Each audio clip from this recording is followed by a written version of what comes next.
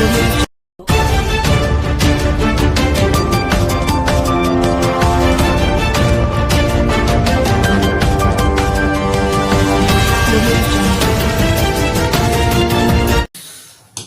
నేను మీ ఈశ్వర్. ఈ 6 న్యూస్కి స్వాగతం. వార్తల్లోని ముఖ్య అంశాలు.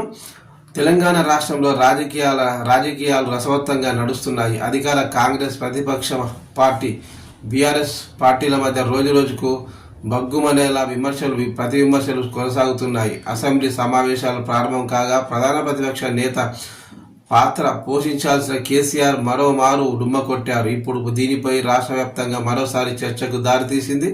ప్రజా తీర్పు గౌరవించి ప్రతిపక్ష పాత్రను పోషించాల్సిన బీఆర్ఎస్ అధినేత మాజీ ముఖ్యమంత్రి కేసీఆర్ అసెంబ్లీకి వచ్చేందుకు ముఖం చాటేస్తున్నారు. ప్రజా సమస్యలపై ప్రభుత్వాన్ని నిలదీసి ప్రభుత్వాన్ని ఇరుకున పెట్టాల్సిన బాధ్యత ఉన్నప్పటికీ అసెంబ్లీ సమావేశాలకు హాజరు కాకుండా ఫామ్ హౌస్కు పరిమితం అవుతున్నారు. ఇప్పటికే చాలా సందర్భాల్లోనూ ముఖ్యమంత్రి రేవంత్ కీలక అప్పీల్ చేశారు. సీనియర్ నాయకుడైన మీరు అసెంబ్లీకి వచ్చి తమకు సూచనలు ఇవ్వాలని, తమ పాలనను ముందుకు నడిపించాలని కోరారు. కానీ కేసీఆర్ ఎప్పటిలాగే ఈసారి కూడా అసెంబ్లీ సమావేశాల్లో కనిపించలేదు. ఏడాది కాలంలో బడ్జెట్ సమావేశాల వేళ ఇలా వచ్చారు, అలా వెళ్ళిపోయారు. అప్పటి నుంచి ఇప్పటి వరకు కానీ అటు ప్రజల్లో కానీ రావడం లేదు. అసెంబ్లీ సమావేశాల్లో రేవంత్ తెలంగాణ తల్లి విగ్రహం ఏర్పాటుపై చర్చ పెట్టారు.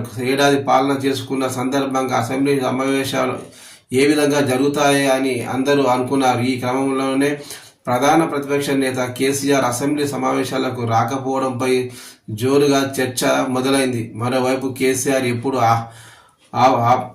అసెంబ్లీకి వస్తారా, ఎప్పుడు దుమ్ము దులుపుదామా అన్నట్లుగా రేవంత్ ఎదురు చూస్తున్నట్లు అర్థమవుతుంది. కానీ రేవంత్ రెడ్డికి మాజీ ముఖ్యమంత్రి కేసీఆర్ ఆ ఛాన్స్ ఇవ్వడం లేదు. ముందు కూడా ఆయన అసెంబ్లీ సమావేశాలకు వస్తారా లేదా అనేది కూడా అనుమానంగానే ఉంది అంటున్నారు.